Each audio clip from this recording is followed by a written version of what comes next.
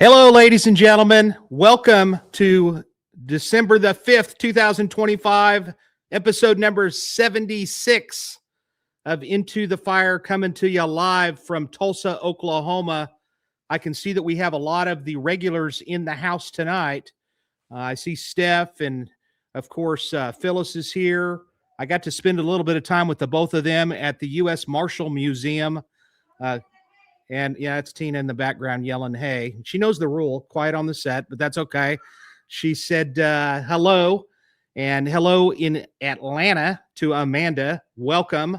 I really appreciate everybody being here. I see Danny's in the house too. Danny had to work tonight, or otherwise he'd be here. Hello, Stephanie, and all the others. I just really appreciate you guys spending your Friday evening with us. It really does mean a lot. I wanted to make mention of since there's so many people here that are kind of interested in a lot of expert at nothing. That's clever. I like that. Welcome. And so I wanted to mention something. Those of you that are interested in the world of law enforcement, and yet you're, for whatever reason, you weren't able to join, or it was just something that you're just kind of fascinated with the world of policing. I want to remind people you should consider a police, like a Citizens Police Academy in your area. They're in virtually almost every reasonably sized city, I would say.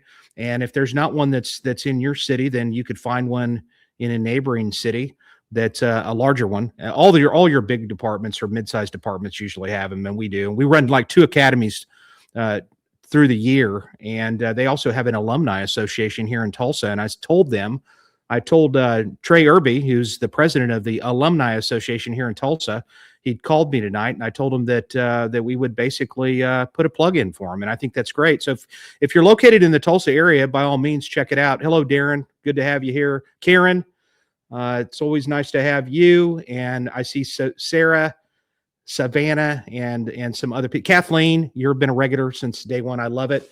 For those of you that aren't aware, and for those of you, I think like 80% of the people that tune in here are not subscribing, and I would really appreciate it if you would like and subscribe. You just have to hit that button, and it takes you literally probably 30 seconds to do it, and I appreciate it. For the 2,700 and I think 2,770 subscribers that have officially done that, I really, really do appreciate it.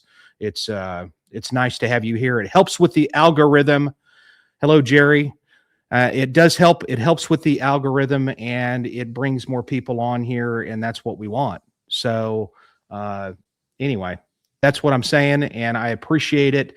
In addition to that, if you are not subscribing to my Instagram, it's DET Jason White. There you go. You got a QR. What is that? A QR code. All you have to do is click onto that, and it'll take you right there. And subscribe or follow me on that one.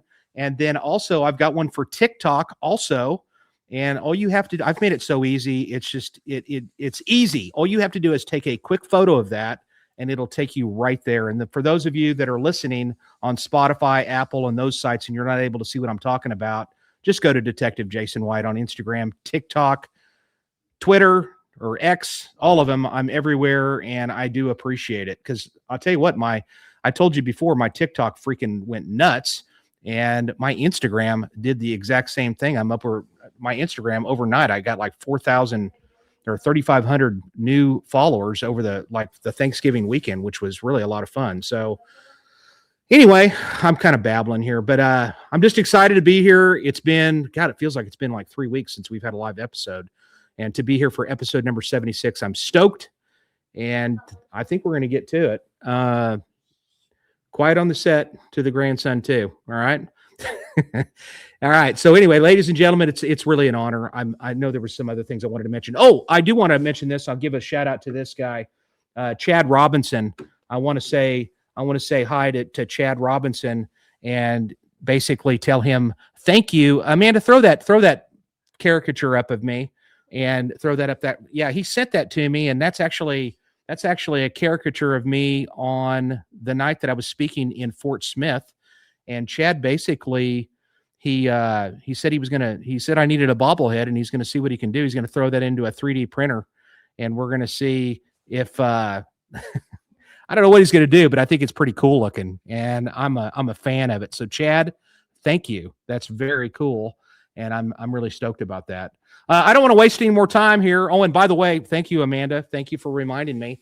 You can always go to KGRA. You could go to the digital broadcasting page, and you can find a lot of different merchandise, from hats to mouse pads. I think that drink glass is really super cool, and you can get all kinds of cool stuff on there. And maybe I can even encourage them to try to have like a Christmas break sale or something like that. I don't know. He is adorable. And he said that I told him, I said, I'm doing my podcast tonight. And Jack goes, I'm doing my podcast too, Grandpa. So he's doing his podcast right along with me tonight. So anyway, I don't want to waste any more of Mike's time. Mike needs really no introduction. I got to tell you, we've had him on here. I think this might be the fourth time to have him on here. And the subject that he's talking about is Buford Pusser. And I really wasn't even going to ask him to come back so soon, because he's been inundated with media requests. I mean, I think he did an interview with Rolling Stone, and they've basically, the Elam Pusser tour. He has been inundated with requests from different things. I think he did some sort of a interview for Rolling Stone magazine, among others, and he'll talk a little bit about his journey. It's awesome to have him here. And he'd actually called me up, and when he called me up, he wanted to tell me some of the findings of what he has learned from actually reading the report from the Tennessee Bureau of Investigation. And I thought, man, that's great. I want to hear all about it. I don't have the time to read. For me personally, I don't have the time to sit down and read this 1,000 pages of it. I have a copy of it. I was able to get a copy, and I guess it helps to know people. I ended up getting a copy of it, and I've kind of looked through some of it. And but anyway, let's bring Mike on. Welcome, Mike, to the podcast. Hey, thank you for having me. It's an honor to be here. Well, the pleasure is all mine, because the last time you were on here, Mike, I've had over 12,000 views on that episode alone, with you, Dennis Hathcock, and Danny Couples. And I can't believe, I mean, I know you have a viewership like that. I don't, but I would like to on a regular basis. So, ladies and gentlemen, get on it. Well, I would say I am approaching 10,000 subscribers on my channel. I'm 100 away as of today. So it's Buford Pusser, The Other Story, or Mike Elam on YouTube. And I would appreciate it if anyone that wanted to would come over and subscribe with my channel as well. Why don't we just make that happen tonight? We'll pledge that that's going to happen, and your numbers are going to go up by 100 tonight, I hope. And also, when you get over there, he'll mention his book, but I'll mention it right here. Buford Pusser, The Other Story. Did you get? Are you get copies being printed as we speak? Because I know that these things were flying. I do. Okay, good. It's kind of hard to keep them in right now, but I'm working at it. Well, I want to let's start off with not jumping straight to where we want to get to. I want to remind the people that are tuning in tonight. Let's start off, first of all, how long have you been investigating this? Bring us to the beginning. What got you interested in this, and how many years has this been going on? And just kind of give us a brief run through to get to the point where we need to get to tonight. Okay. Actually, I was in law enforcement in the early 70s. Movie came out in 1973. I was really impressed by it. You know, I mean, if you were young, you were in law enforcement, you wanted to emulate Buford Pusser, except for carrying the big stick. I wasn't wild about that part. But at any rate, you know, I was impressed with the story, and it sounded mostly logical. I realized that they probably took a lot of license in the creative license in the production of it. But, you know, I started trying to research it, and all you could find was just a couple of books about it, W.R. Morse, such as that. And it was the mid-90s before the internet really started to come alive, and took it a little bit to mature even at that point. But I started picking up a little bit more information. I actually started a Yahoo group called Crime Myths. And I kind of aimed it at the region over there so that I could get information from hopefully firsthand sources. And so it actually started back in the mid 90s when I started getting some information in, but it was pretty sparse until along about 2005. I began to meet a lot of people, make acquaintances on the internet. I'd actually go over there and just visit, see who I could find and get in touch with. And things really began to pick up then. And well, when I first got over there, one of the first things I did was met with an associate who lived in Kentucky. We'd never met before, except on the internet and speaking by phone. But we made it a point to go over to the festival. And one of the things we did was go down to the ambush sites. And he was former law enforcement, as was I at the time. And it was one of those things where when we rode that route and we got down to the first ambush site and we realized that it was just a short distance from that church to the ambush site. And we're sitting there trying to decide how that could have happened the way that Buford described. And I don't know which one of us said it first, but we finally just admitted Buford didn't tell the truth about this. And that kind of got the interest going. And so then I changed over from a Yahoo page to a Facebook page, and I started getting a lot more people interested in the talking about what that they knew. And the first thing you knew, well, bits and pieces started to come in from people who knew just small parts of the real story. And it was like putting pieces of puzzle together. And finally, you established a pretty good picture. It was incomplete, still is, as a matter of fact. But I guess it was in 2023 when, in May of that year, when Ricky Plunk called me up, and Ricky was the son. His dad was Deputy Petey Plunk that worked for Buford, and he called me up and said, "You know, I think I may have the gun that was used to murder Pauline." And at first, I thought, "Oh, I've heard this story at least a dozen times before, and it never works out." But man, the story when he started telling me, it was just checking off all the boxes with everything from him being young and his dad giving him this M1. His dad was getting up in years, and he told him that, well, the day of the ambush, Buford had me go to Sibley's garage and take it out of the trunk of the car. And he indicated he was supposed to dispose of it, but he kept it. And eventually, he gave it to Ricky. And Ricky was young at the time. He didn't have, I think, a good idea of just how significant that was. But he got to thinking about it over the years and became so uneasy around the gun, he didn't even want to keep it in the house. And so one day he called me and said, I think I may have the gun. And we got to looking into it. I got in the car, drove over there 465 miles each way just to see the gun, photograph it, get the serial number, where it was manufactured, learn what year it was done, who manufactured it. And it started checking out to have been taken from the Air Force. And ironically, that was part of the story that was interesting because I'd spent time with O'Neill Moffett.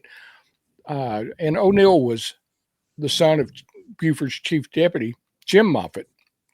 And I spent 4 days and nights with him just talking about all this. And he told me the story about how that he had stolen some guns from the Air Force when they were being decommissioned and the M14s were coming in.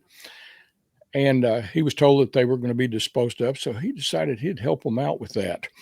Took some home, sold them, and several of them ended up in the Buford's possession. And these stories began to match up.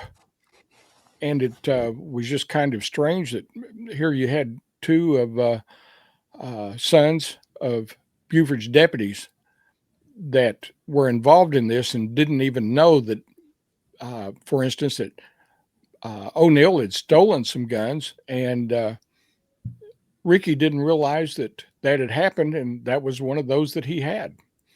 So it just all started to snowball. We contacted the TBI, and the next thing you know, well, they're exhuming Pauline. Yeah, and ladies and gentlemen, it is not an easy thing to do, to exhume a body. That's you have to have some significant. It's probably one. I would say I've not been a part of one of those. I would say that to do that, you have got to have some major reason to do it. They really are respectful to people that have been buried, and that's just not something that they. Hey, by the way, when they did exhume her, and I don't want to jump too far ahead here, but was she in pretty good shape, pretty well intact? Yeah, she was. I was surprised, but her casket had been sealed in a concrete vault, and between that, she was fairly well preserved, and they were able to get a lot of information. For instance, they found that she had a broken nose, which kind of agreed with other stories that I heard that I'd been given about how that Buford had abused her. As a matter of fact, the chief deputy, Jim Moffitt, stated in one of the reports that he was aware that 3 days before Pauline was killed, that she had been abused, beaten by Buford, and that she was going to leave him. She had also mentioned that Will Terry Abernathy, the district attorney general in McNairy County, knew that she had been physically abused and knew that she was seeking a divorce. And still yet, he didn't see Buford as a suspect in her homicide, which I felt was really strange. And then that goes on to a lot of other things. It just kind of indicates that there was a cover-up. Yeah. Interesting stuff. And this is not something that just took overnight. I mean, you'd been working on this thing and interviewing people over the course of 20 plus years, almost 30 years. A lot of people. And one thing I'd like for everyone to know is, a lot of people say, well, I interviewed a lot of people from the state line side of the story, and I did, but they don't really recognize how many people that I interviewed from the law enforcement side, other than, like O'Neill Moffitt, who actually became a criminal investigator himself there in McNairy County years later. But I also interviewed Sheriff James Opal Gray, who was, came just shortly after Buford did in the line of succession. And then, there were other people, Ward Moore, who was the coroner there in McNairy County, Dr. Jerry Francisco, who would have been the person to have done the autopsy, who just was really helpful in explaining so much of what happened and why that Pauline had not had an autopsy. And a lot of people think they recognize his name. He was associated with Elvis's death and the autopsy that occurred there. So got to talk to a lot of people. Bill Morris, who was the elected the same time as Buford was. Bill Morris was sheriff of Shelby County over in the Memphis area. And he had a real negative vibes about Buford. Well, speaking of Memphis, let's go ahead and show that video, Amanda, real quick. REG in Memphis. This is News Channel 3 at 5. First at 5 on your news leader, it was a legendary story made famous by Hollywood. But now, 58 years later, investigators have uncovered new evidence about the 1967 murder of Pauline Pusser, the wife of McNairy County Sheriff Buford Pusser. Good evening and thanks for joining us. I'm Greg Hurst. Hi, I'm Stephanie Skurlock. At a news conference today, it was revealed Pusser's wife did not die during an ambush as first believed, and evidence now points in a startling direction. WREG's Mike Sirianni is in Somerville with more on how this cold case was finally solved. There's no question Sheriff Buford Pusser was a larger-than-life legend who fought crime with a big stick. However, the death of his wife, Pauline Pusser, in 1967 raised a lot of questions that have gone unanswered until now. But there is probable cause to believe that Pauline's death was not an accident, not an act of chance, but, based on the totality of the TBI investigative file, an act of intimate, deliberate violence. You could have heard a pin drop Thursday as information was laid out showing then Sheriff Buford Pusser staged a crime scene August 12, 1967 to show his wife Pauline had been fatally shot in an ambush in McNairy County, a story Pusser, who was wounded, told investigators at the time. That his wife volunteered to ride along in the dark early morning hours on a disturbance call. He claimed that a car pulled alongside his and fired several shots, killing Pauline and injuring him. The story stood for decades, embellished in movies and books, until a tip in 2022 led the TBI to take another look at what had become a cold case, leading to Pauline's body being exhumed in 2024 for an autopsy with extensive interviews and ballistic tests pointing to inconsistencies in the sheriff's story.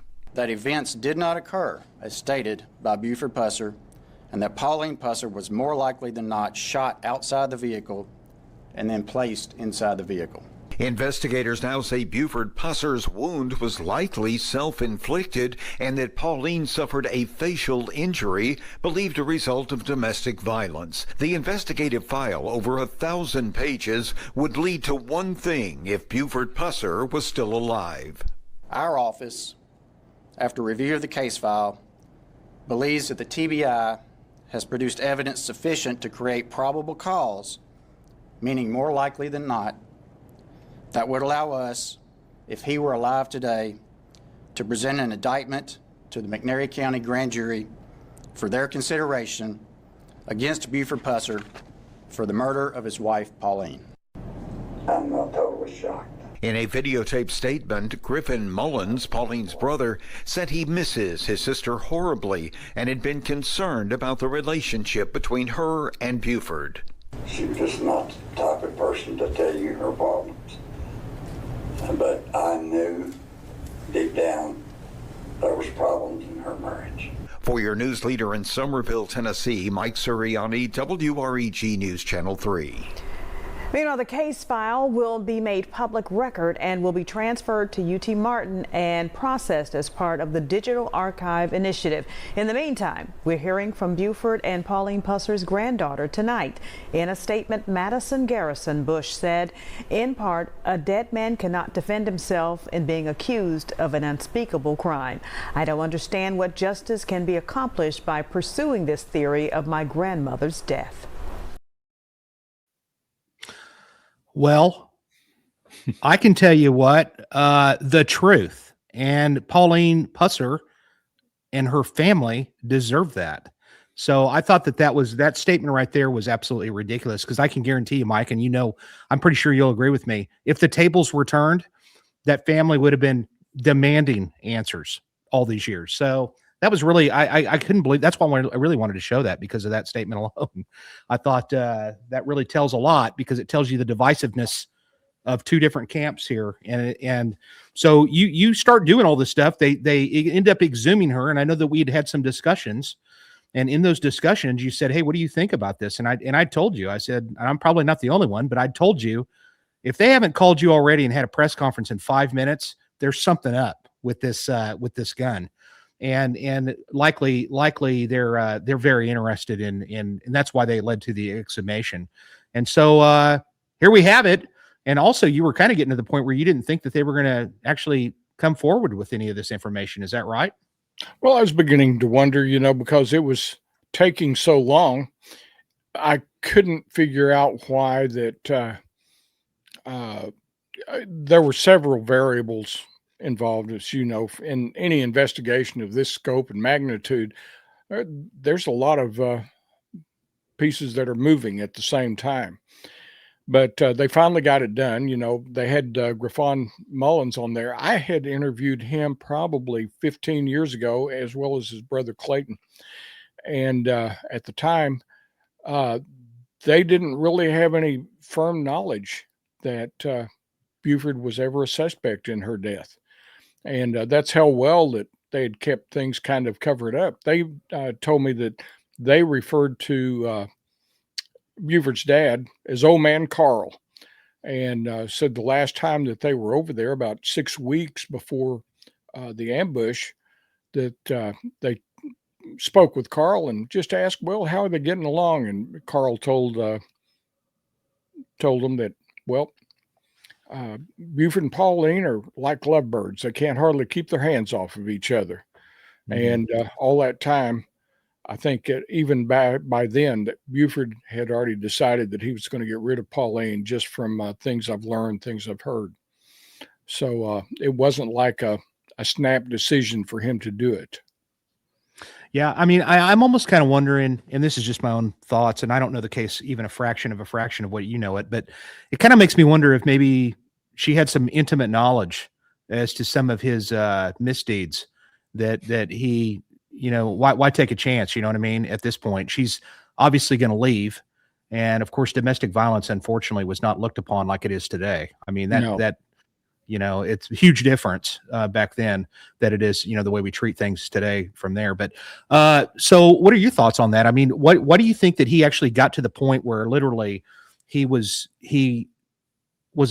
he have a temper? I mean, I'm sure what do you think the real reason was? Well, he had a temper.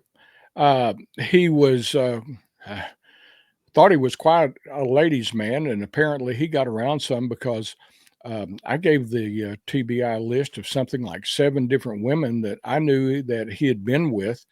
Some of them still alive, so they actually had the opportunity to interview some of them, and some of them would say, "Yeah, they had been with him," and others would try to skirt the issue, didn't want to talk.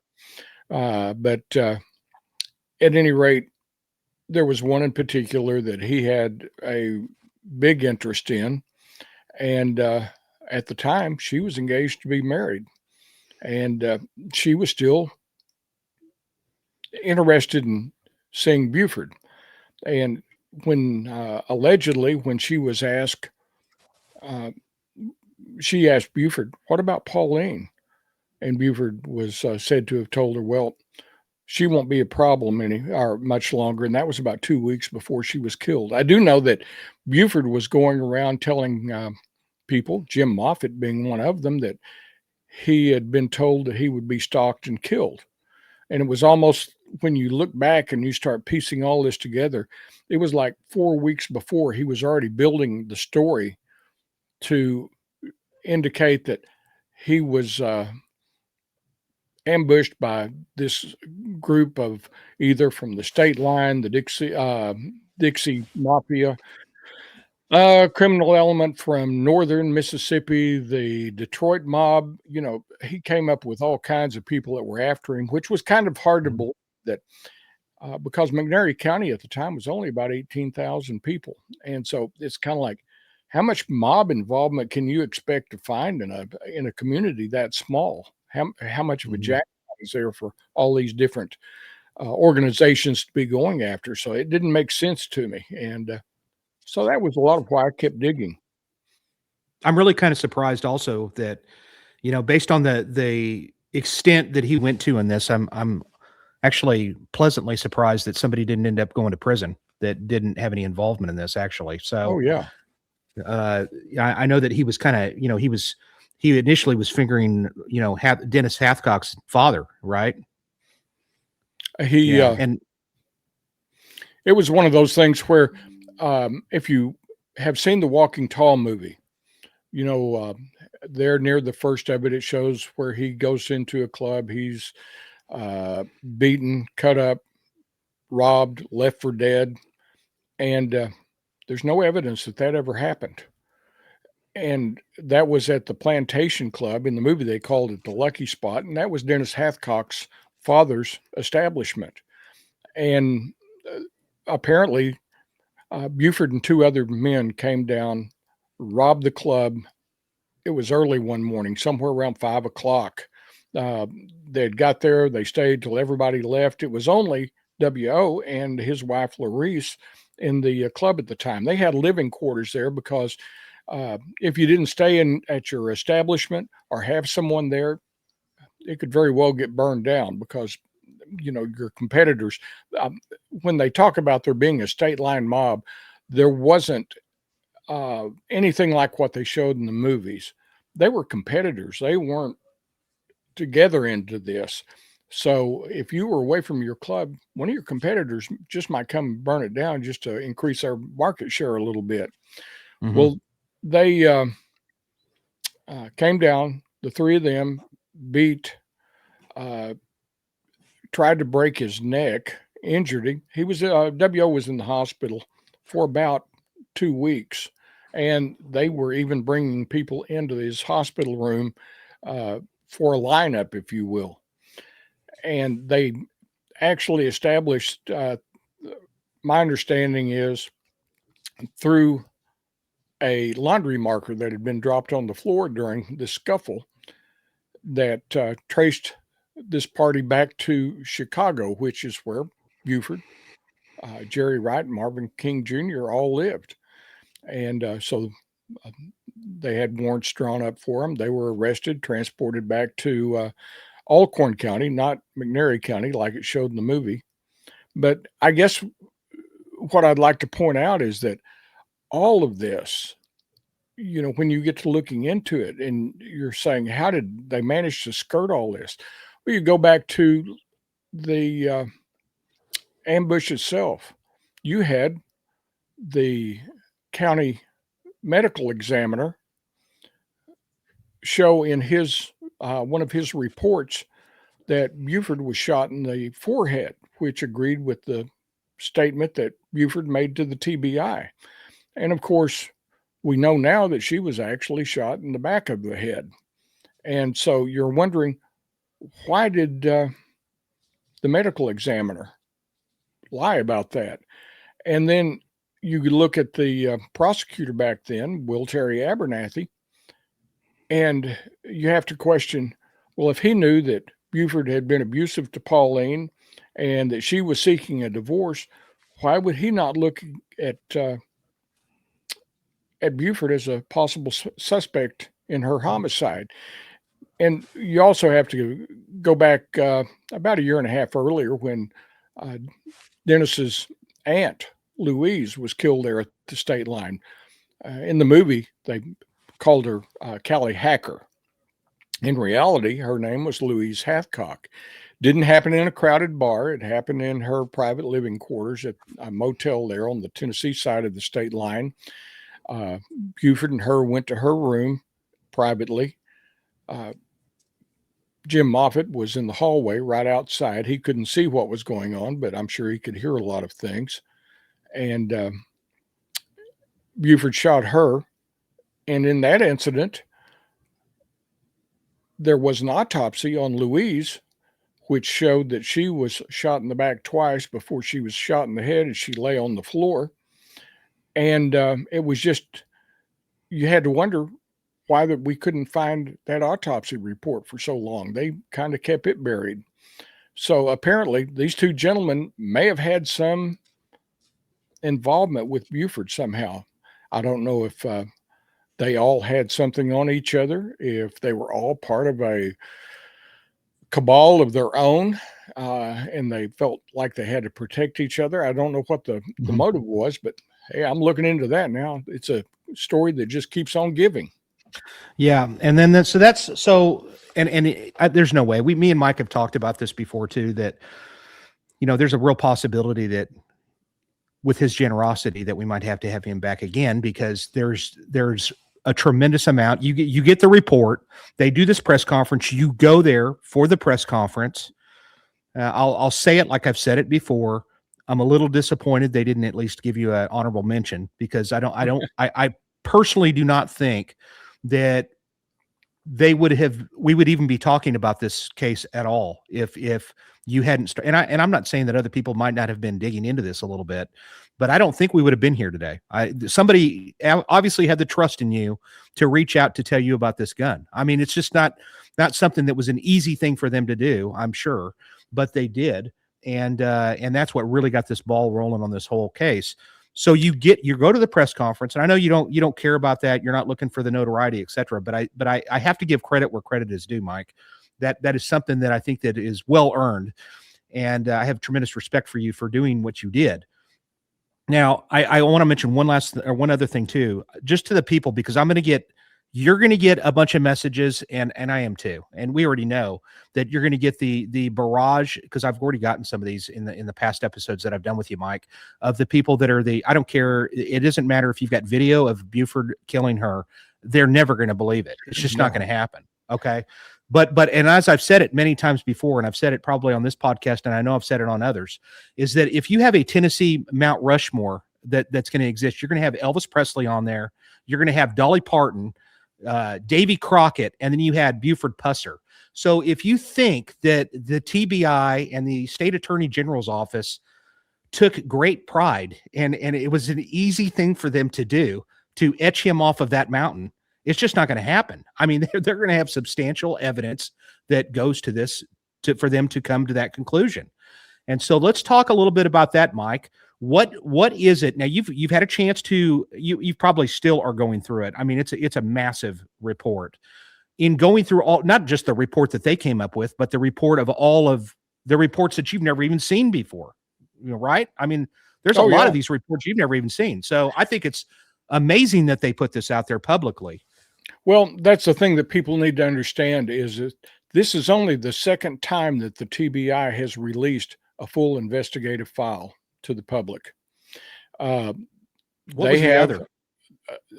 It was Lamar something. I can't not remember the name, but in both cases, they felt like the crimes and the information was so compelling that in order to get people to understand it and believe how it actually happened, they would have to release the reports.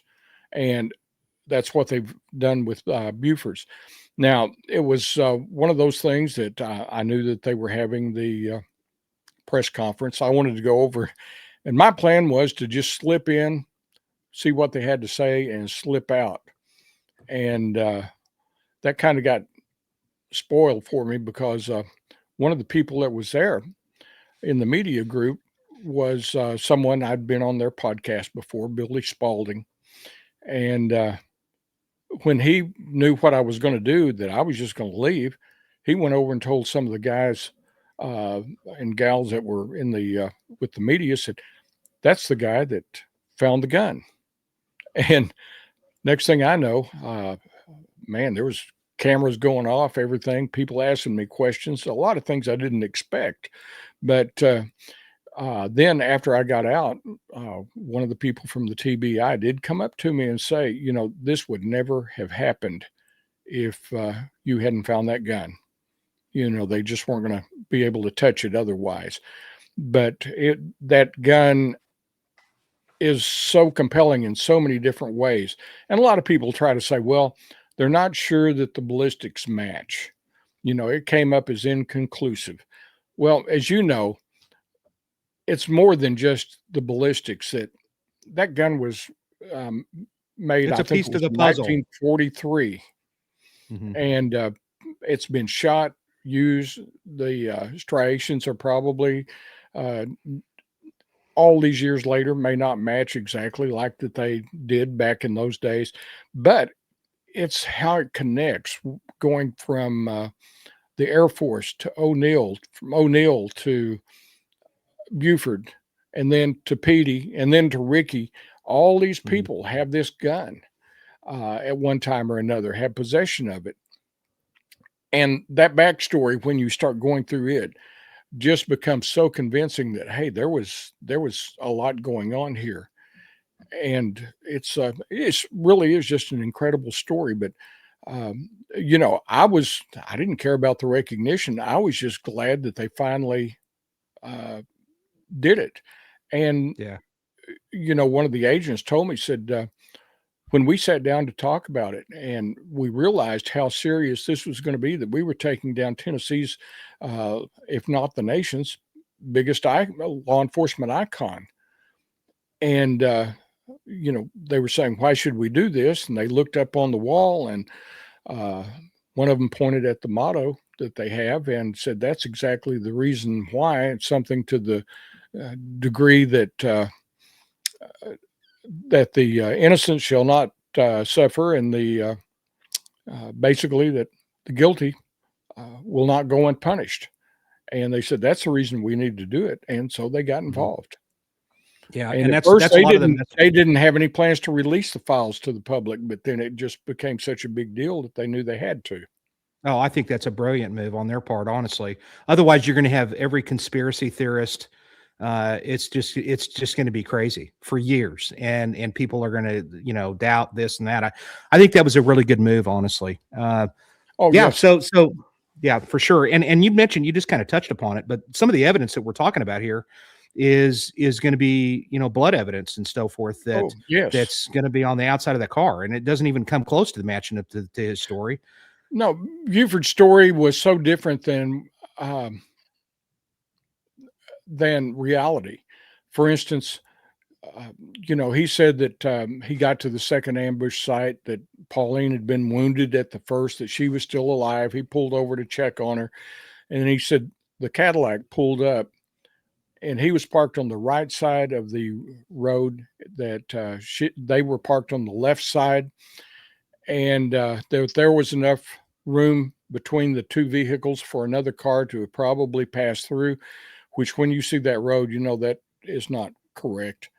But at any rate, he said that he was looking directly at Pauline when she was shot in the forehead, which was something, like I mentioned previously, that the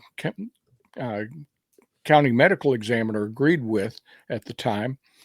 And then he said he got hit by a round, and he went down, fell on top of her, and that he doesn't know how long he was unconscious. But when he got up, he came to. He said the car was still sitting over there. Now, I think you and I would both agree that if these people are anything like professional assassins, they're not going to sit there and wait for a while to see if the guy moves. They're going to get up and make sure they finished him off. But he says he raised up, looked over, and they were still sitting there. And the car engine was off.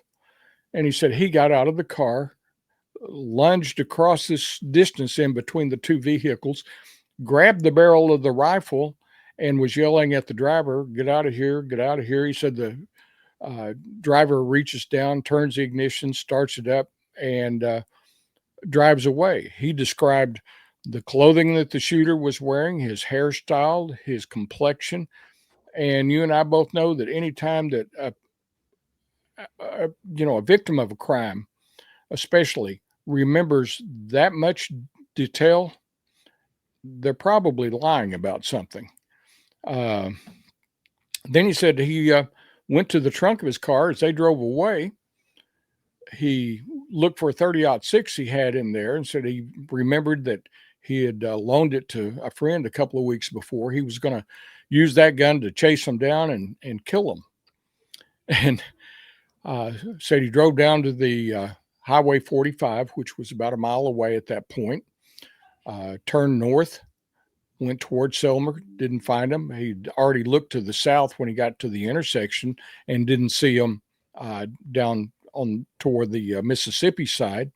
Mm-hmm. So after going north a ways, he turns around, comes back to the state line, pulls over in the parking lot there at the Shamrock, turns around, still looking for him, can't find him, goes back up New Hope Road thinking he's going down State Line Road. And then he said he got to feeling groggy and decided that the best thing to do would be go seek medical help. But instead of going to Corinth, which had a much larger, better equipped hospital, a trauma center, he turned to Selmer, where all they had was what we would now probably look at as not much more than a walk-in clinic. And I think he just didn't want to cross that state line and give the FBI an opportunity to get involved in the case. Well, I think So- that would have been a huge mistake. Oh, Actually, I'm yeah. kind of surprised that the FBI wasn't involved in it anyway.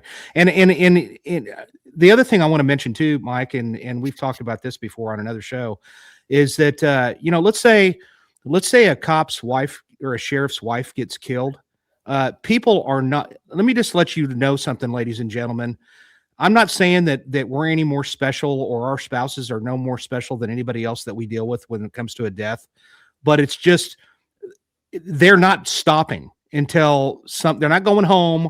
They're not stopping. You've got guys that are going to go out on a mission to find those people at all costs. I'm telling you, that's just not and I didn't see that, or at least I haven't really heard that was really the case in this particular situation. I mean, for God's sakes, Mike, they didn't even do an autopsy on her, which is still mind blowing to me.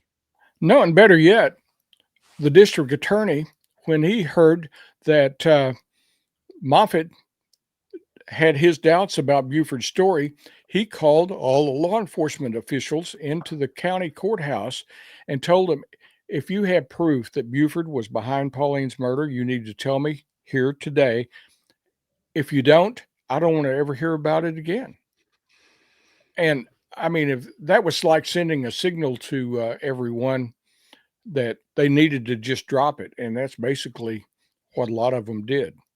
They knew that without the DA's support, they weren't going to get anywhere. So as you've looked through some of these files, what are some other things that have really jumped out at you that it's like, oh, okay, that's pretty fascinating, or stuff that you just didn't know that really kind of helps with this investigation? Well, of course, there wasn't any way to know until they actually exhumed Pauline's body, which was the condition of her body. But the imaging that just I did not realize until I actually saw his statement where he said that he was looking directly at Pauline when she was shot in the forehead. I'd never heard that before. And so you can imagine how I felt when you see the imaging from the autopsy showing that she was shot in the back of the head. And right then, man, this was a murder. He did it. And the other part, I guess, was that I learned that was kind of surprising to me was, of course, I knew Pauline carried a small handgun. Well, Jim Moffitt said that the chief deputy said that morning they took the car to Sibley's Garage, a dealership there in Selmer, to get it into a secure location where it could be locked up. Nobody could touch it until the TBI had a chance to process it. And so he said he went by to check on the M1 that he knew that Buford carried in the trunk of the car. And he said it was gone and he could never find Pauline's handgun that she used. And I don't know what caliber it was. I have a feeling it was probably something like a 32 caliber. But Buford's chin was what was hit, not his jaw like was shown in the movie. The movie had everyone thinking his jaw was blown away and, all this. He was in a cast. That never happened. It surprised me when they said it was, after reading his story, that, they determined that his wound was a close contact wound. And it appears that Buford probably stuck a small caliber handgun in between his cheek and gum and pulled the trigger, and thinking that he would have a small hole where the bullet exited, probably not thinking about the compression and all the gases that would be coming out of that barrel. And it tore his chin. And I think most people will see what appears to be a little almost vertical scar that goes up and down. Which, And by the way, one of the things that I'd read that the doctor said that wound, there's a picture that's after the fact, isn't it, Mike? yeah, it is, but there it's at such an angle where you really can't see the chin, the wound. Right. But, and I'll see if I can find another one. So the what I was going to mention is one of the reports says that wound was close contact. So I'm going to guess that there had to have been some stippling and so forth. Unfortunately, the pictures that come through on the new release of the reports, the pictures that I've gotten are probably a picture of a picture of a picture. But I might mention, a lot of people were shocked when they heard that to get a copy of the file is $400. And the file is a lot closer to 2,000 pages than it is 1,000 pages. And that's the reason for the expense, is because they didn't want to have it printed in quantity.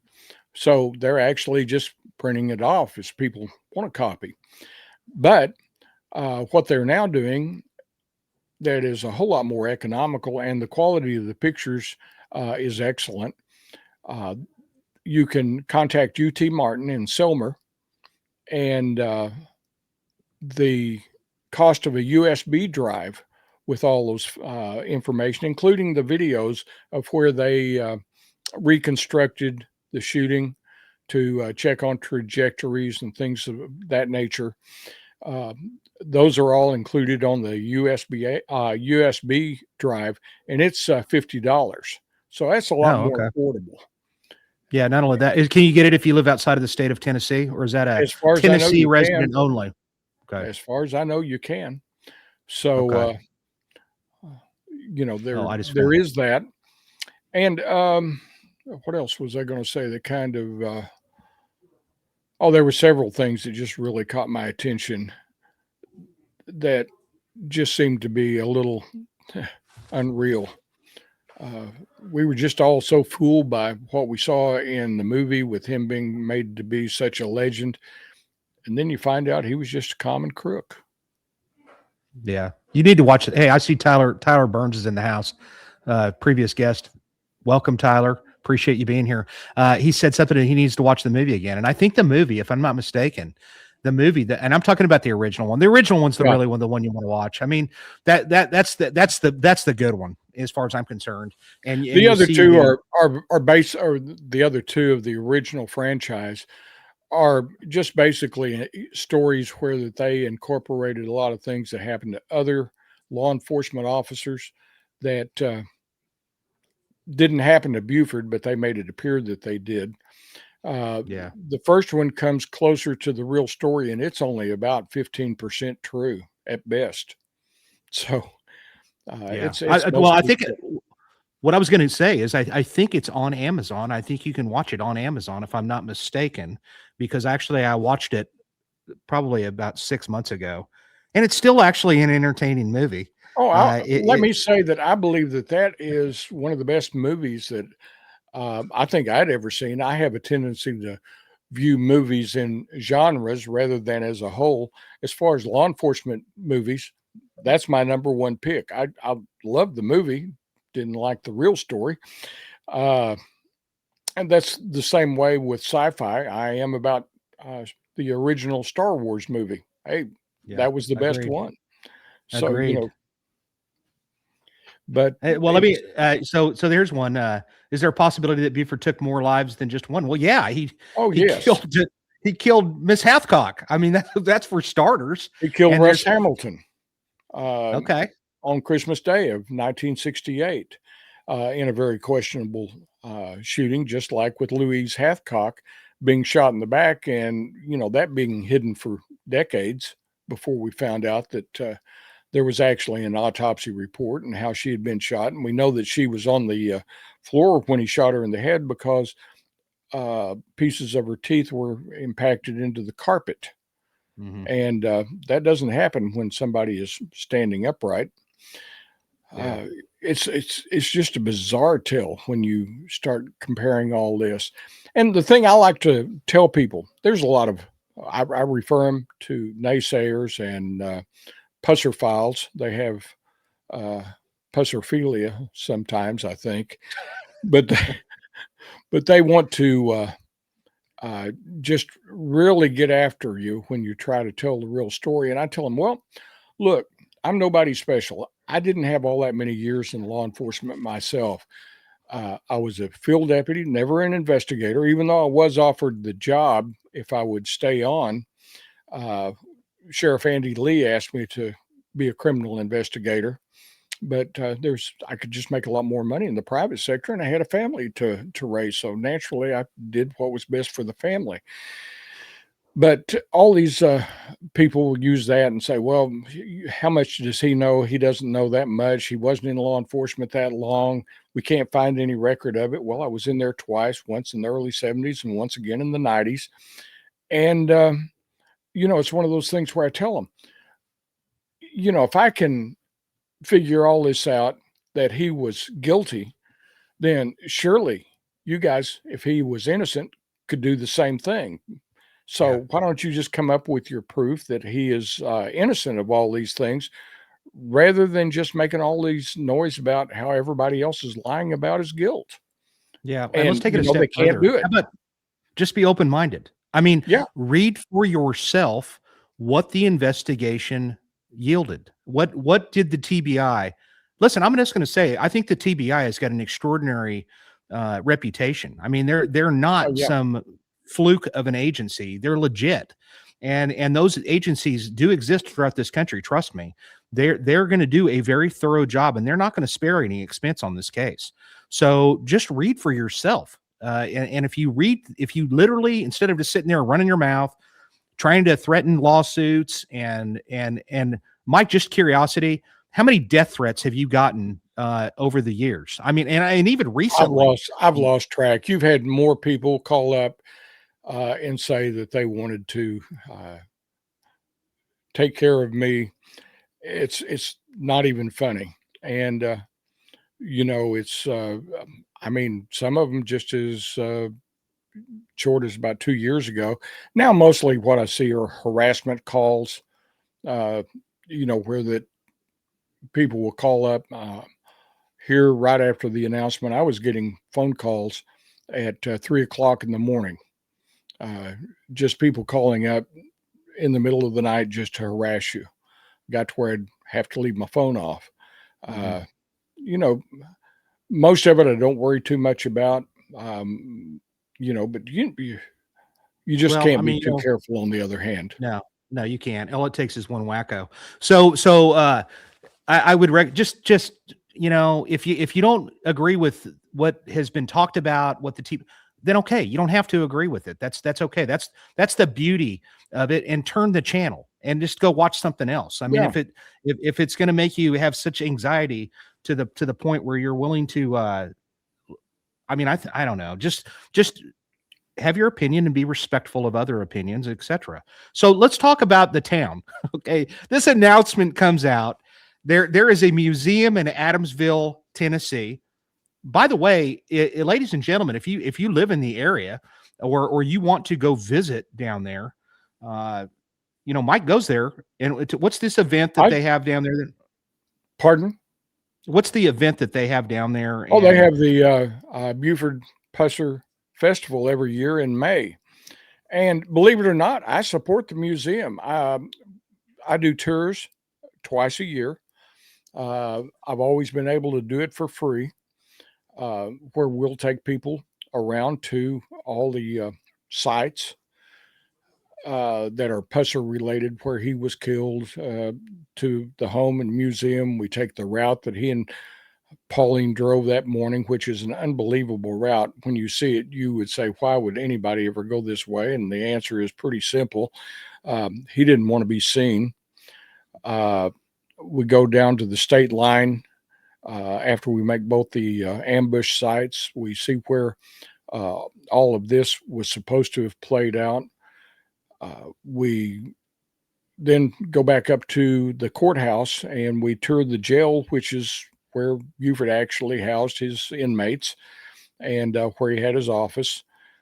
So it's an interesting day, a full day when we do that.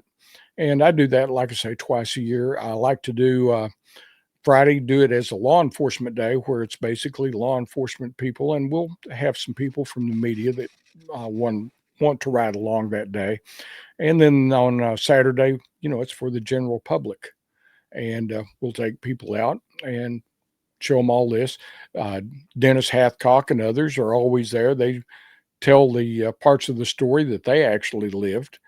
And it's just an interesting time. We go out that night for dinner. Everybody, it's a Dutch deal that night because I am not a rich man. I can't buy everyone dinner. But we have a good time. And like I say, do that twice a year. But I support the museum. We take everybody there, and they get their admission fee that a lot of people buy the memorabilia while they're there. I don't know why anybody wants a stick, but what amazes me about Adamsville is they're struggling to some degree with what they need to do now that his legend is pretty much gone. And I think that they're going to continue on the exact way that they always have been. I suggested that they make the museum more of and his legend is more of a Wyatt Earp type story. Yeah, he did some good things while he was sheriff. Every sheriff does. If you want to get reelected, the best way to do it is to do your job. And but he also did a lot of things that people weren't aware of, and that's what this story is all about. And it kind of reminds me of Wyatt Earp. He was a gambler. He ran saloons, ran prostitution while he was a lawman at the same time. So the stories are kind of parallel in that regard. And when you look at it that way, it's just an interesting story.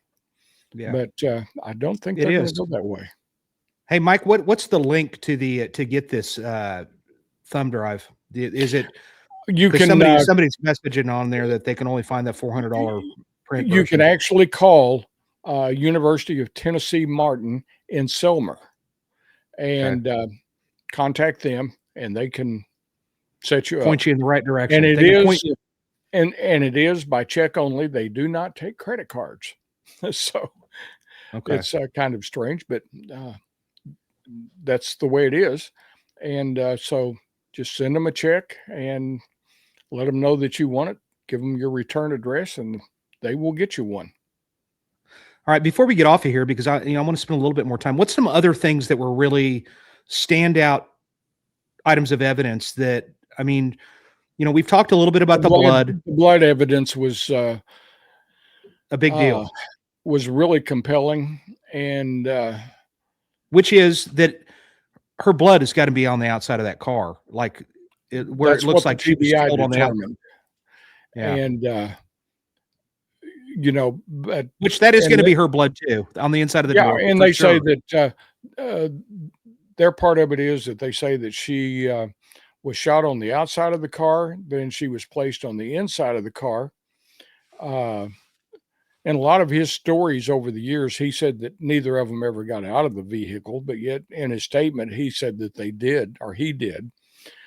Said that he got out, of course, charged over there, grabbed the barrel of the carbine, that the gun was allegedly jammed, had a casing in the ejection port, and couldn't be fired. And the shooter was trying to eject it, get another round in, I guess, so he could continue to shoot. But Buford said he grabbed the barrel of the rifle, and I assume that he came up with that story because if that gun was ever located, I'm sure he wanted to say, well, I grabbed a hold of the barrel of that, which would explain his fingerprints being there. Absolutely. But, when you look at the photographs, and like I say, on the thumb drive, they're much better than a lot of the things that people see. You see the blood in the back seat, how it goes down into the floorboard. You see a good clear picture of that void that you had up on the screen just a moment ago, where her head lay when she was placed into the car. The other thing that really got me was when the they one before showed that. The one before that, Amanda. Yeah, there you go. Yeah, Up there by you the, can see that the door circle lock. there by the locking mechanism where there's no blood, but it streams all around that void, which says a lot. But the other thing that got me that I was impressed with was that they got a vehicle, put some ballistic gel heads in there at the proper heights. One for Buford, who was 6'6", one for Pauline, who was about 5'4", 5'5". They tried to reconstruct the trajectory that they were being shot at, as Buford described it.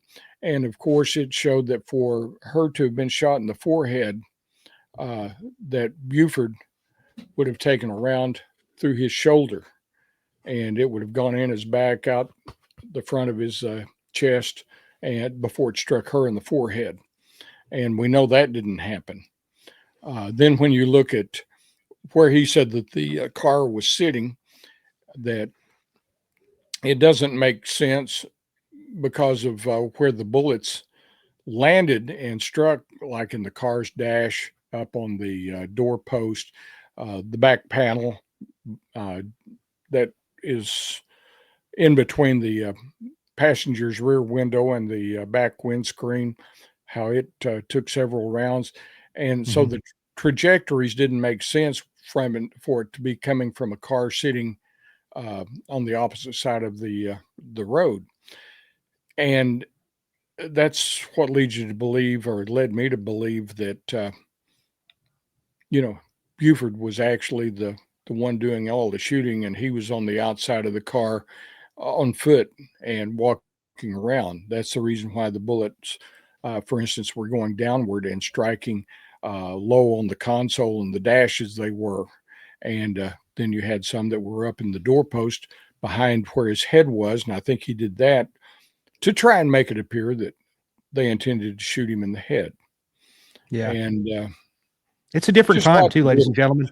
Ladies and gentlemen, they didn't have blood spatter. They didn't have blood spatter or blood pattern analysis. It didn't exist. No. They just didn't have it. They didn't really even have crime scene detectives. You had cops that basically were probably sweeping up casings and throwing them in a bag if you were lucky. And that was that. I mean, so what Tennessee Bureau of Investigation was able to do is they were able to use technology of today, which, let me tell you something, it's light years ahead of what it was then. I mean, it's not even close. And they were able to look at that and do the best they could with whatever I'm sure there wasn't hundreds of pictures that were taken, and there wasn't very many, but they were able to limited. Very limited. And not only that, they were able to, obviously they were able to get some swabs, that there were some samples of this blood, which I'm really shocked, to tell you the truth, which is how shoddy this investigation was from the gate. But they're able to tell, apparently, that her blood was on the outside of the car, which is pretty great that they were able to do that. I think she was blood type A and he was blood type O. But there were two different blood types that were in or on the outside or both of the vehicle, and but they were different types, and they were able to establish that by some means that she was shot in front of the vehicle and then placed on the inside. Yeah, that's great. That's a little bit above my pay grade.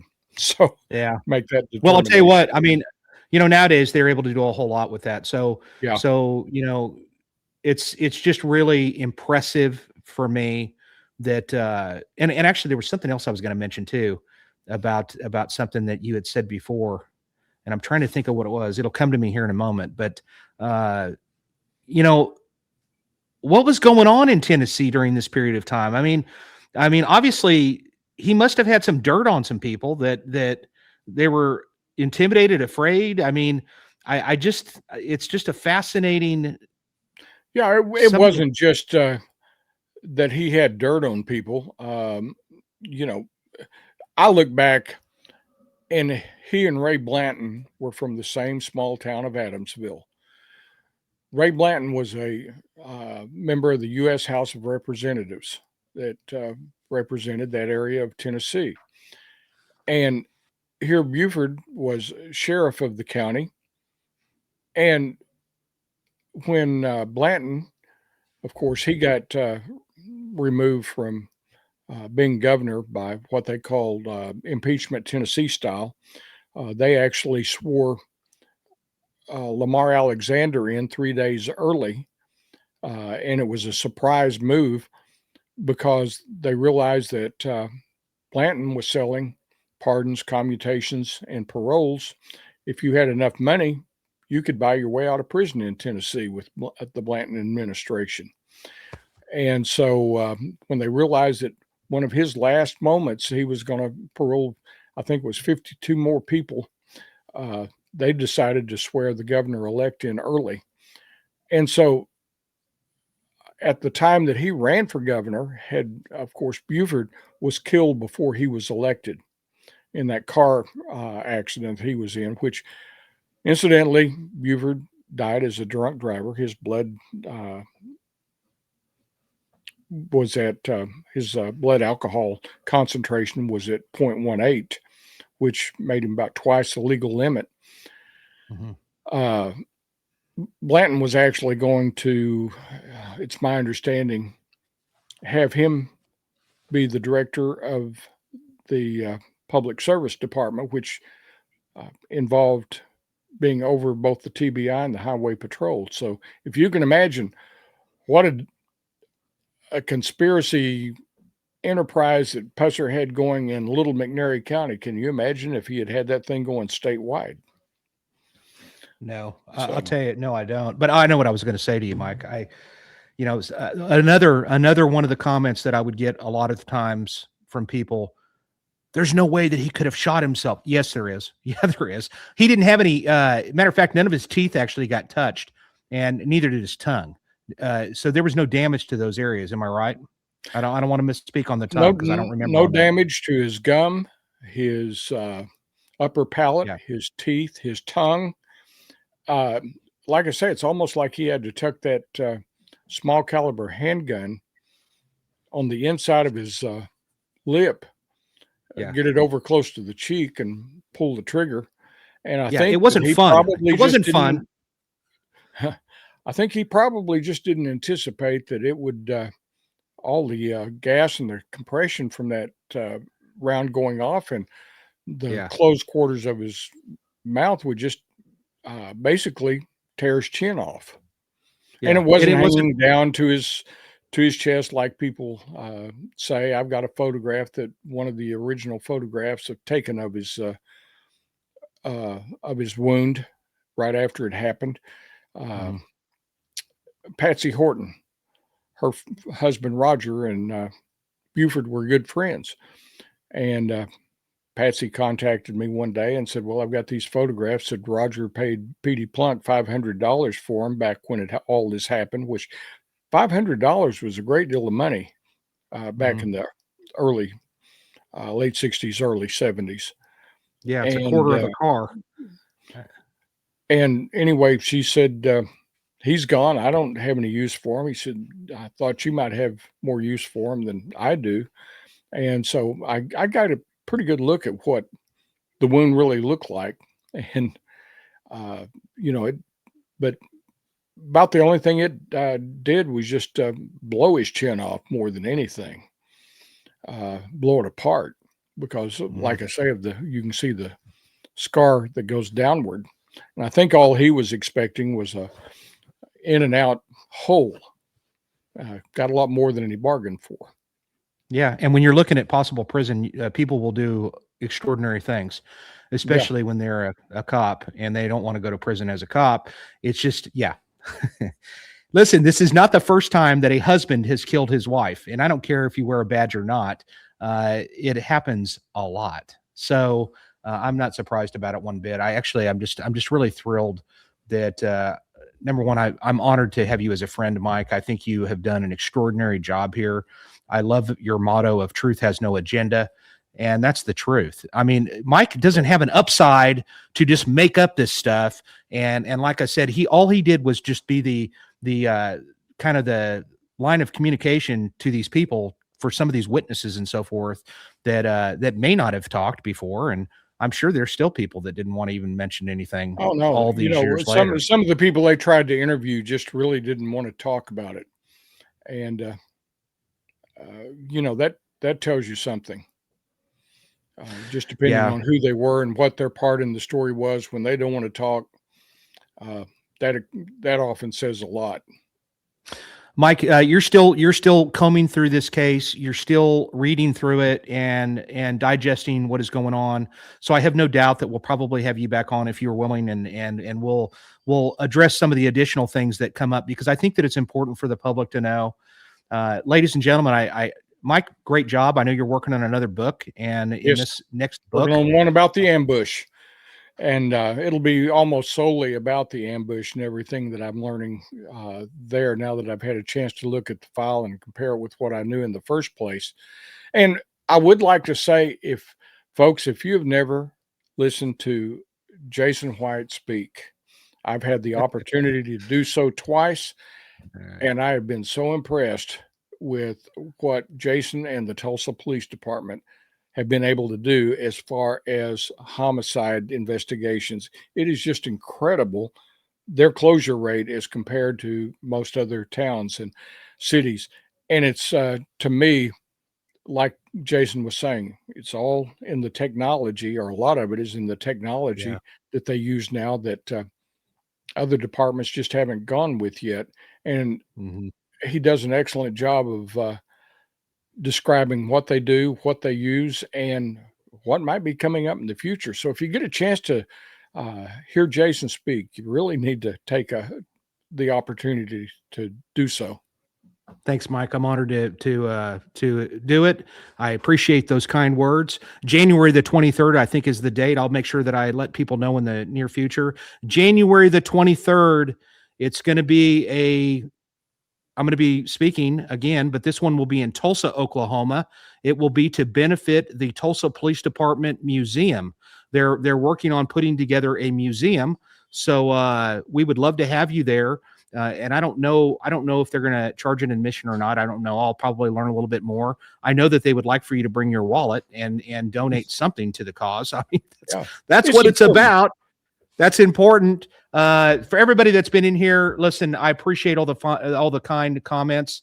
You got to like and subscribe, please. Not only check out my podcast, check out Tyler Burns. It's Debrief with Tyler Burns. You got to check out Mike's. I want to see Mike's numbers just balloon tonight. I really do. I want it. You're so close to getting, what would you say, 12,000 or is it 10,000? That's a big deal. So help him out. Thank you, Karen. I appreciate you guys being here. Tell your friends and family. I like to put content on here that you're going to walk away where you actually felt like you've learned something. And this is the whole point of why I'm doing this. I'm trying to bring people on here that are movers and shakers. I will tell you, I don't want to give it away, but I'm going to be bringing somebody that everybody knows throughout this world in reference to the OJ case. That's coming. I'm actually going to have somebody on here that was a bona fide Hell's Angel, and he's going to be joining us down the line as well. And I've got some really big time guests that are coming on, and I really want this to we've been around since 2023, December of 2023. I want to keep it going, and like I said, I will put this out there. If you know of a really good person that you think would make for a great guest, and shoot me a message on one of the platforms that I've told you about: Instagram, Facebook. Go to my YouTube channel. That's where I really want to hear from you, and go to there, but go to TikTok or whatever. I've been putting videos up that are really cool, and I hope to do a lot more of that. Mike, man, I'll tell you what, once again, the book, you can get them. Go get them on either. You sell these on eBay as well, right? Yeah. You sell these specifically on eBay? Yes, I do. But make sure you're getting it from him. Amazon, and I've told everybody, I've had a lot of people asking me if I would sign books between now and Christmas. I'm going to try and sign every book that I get an order on. So I've made arrangements to do that. So order a book through Amazon or eBay, and you'll get a signed copy. I appreciate it very much, Mike. Thank you honestly, I know I'm just going to have you back, because there's going to be some more stuff. There's going to be some more stuff. We'll probably have, who knows, we might even have Dennis come back on too. But like I said, ladies and gentlemen, I cannot thank you enough. I appreciate it. very much. You guys have hung in here the whole time. I've been watching the people that have been sitting in this room, and it's been great. And next week, I really don't know who I'm going to have. I have an idea as to who's coming on. I need to get on it. And until then, so next week we should have an episode. I think the week after that we're going to have one, and then we're coming up on the Christmas break. And I'm not going to do an episode on the Christmas break. I'm not going to do that to a guest, and I'm not going to do one the week of New Year's. That's just silly, because I'll probably have them rebroadcast one of the older episodes of something. I will tell you a couple of episodes I'd highly recommend that you just go back and check out, which would be Sheriff Mark Lamb, the America's Sheriff. He's running for U.S. Congress in Arizona. And that's a great episode anyway. I mean, the guy was freaking awesome. But all of my guests are awesome. They're just interesting people up and down. And I just appreciate everybody being here. Until next time, ladies and gentlemen, feel free to leave a comment. I love hearing the comments. Freaking subscribe, please. It makes me feel better. And like and subscribe. Honestly, I really do appreciate it. And like I said, leave some comments. If you got questions, further questions, then lay them out on there. And I'm sure that Mike could possibly answer those down the line. Check out his podcast. And what's the name of that podcast again? Buford Pusser, The Other Story. There you go, on YouTube. Until next time. And don't leave here, Mike. I'm gonna holler at you right after that. Not really holler at you legitimately, but I'm gonna talk to you. We'll discuss. Oklahoma talk. But anyway, so ladies and gentlemen, be safe during this holiday season. And please look at Jeffrey McDonald. I see. Yeah, you talk about an epic case on that one too. Jeffrey McDonald, if you're not aware of it, somebody just put that up. He killed his whole family in 1971 in Camp Lejeune, North Carolina. And I'm kind of a Rain Man when it comes to old murders. I'm a little obsessed, but that's an interesting case. He's still alive. He's in prison. I'd love to write him and see if I got a response back, but he claims his innocence. But he's another person that basically he injured himself. He stabbed himself. And so, it's been known to happen. But anyway, ladies and gentlemen, I won't keep you any longer. I want to appreciate everybody for being here. Thank you so much. And like I said, I'll put something out, find out if I can get a commitment on somebody for the next week. And until then, you guys have a safe week, and appreciate y'all being here. Take us out, Amanda.